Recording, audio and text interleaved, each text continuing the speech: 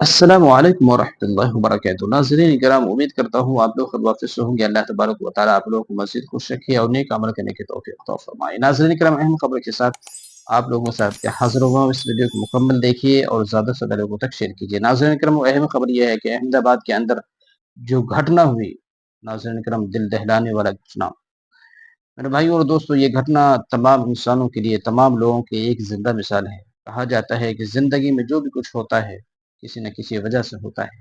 ناظرین کرام، وہ فلائٹ کے اندر جانے والی تھی، ایک مہیلا کا بھی ٹکٹ تھا۔ ناظرین کرام، وہ کس بنا پر وہ فلائٹ میں نہ بیٹھ سکی، وہاں ایئرپورٹ پہ نہیں پہنچ سکی، اس ویڈیو کے اندر مکمل بتانے کی کوشش کریں گے۔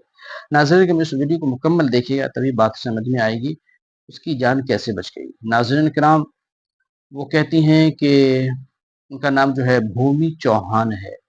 وہ کہتی ہیں کہ جب وہ گھر سے نکلی تو ٹریفک کی وجہ سے وہ ایئرپورٹ پر نہیں پہنچ سکی، اس کی فلائٹ چھوٹ گئی۔ ناظرین کرام، وہ اپنے بیان میں اور پوسٹ میں بتاتی ہیں کہ جو بھی کچھ ہوتا ہے اوپر والے کی مرضی سے ہوتا ہے۔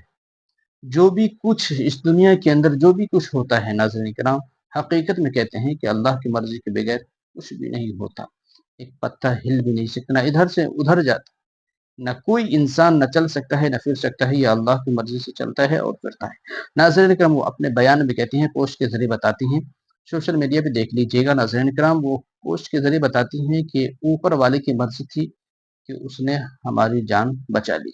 میرے بھائی اور دوستو، یہ حقیقت ہے۔ اللہ جسے چاہتا ہے عزت دیتا ہے، جسے چاہتا ہے ذلت دیتا ہے، جسے چاہتا ہے مارتا ہے اور جسے چاہتا ہے زندہ رکھتا ہے، اللہ کی مرضی ہے۔ ناظرین کرام، آپ اس کے بارے میں کیا کہتے ہیں؟ اس کے بارے میں کیا کہتے ہیں کمنٹ باکس میں کمنٹ کر کے ضرور اپنی رائے پیش کریں، اور اللہ سے دعا کریں اللہ تبارک و تعالیٰ جو ایمان والے بھائی تھے، اللہ تبارک و تعالیٰ جو دنیا سے چلے گئے انہیں جنت الفردوس میں اعلیٰ مقام نصیب فرمائے، اور جو غیر مسلم بھائی تھے ان کے پسماندگان کو صبر جمیل عطا فرمائے۔ تمام لوگوں کے لیے دعا کریں اللہ تبارک و تعالیٰ ہم سب کو ایک اور نیک ہو کر کے زندگی گزارنے کی توفیق عطا فرمائے۔ السلام علیکم ورحمۃ اللہ وبرکاتہ۔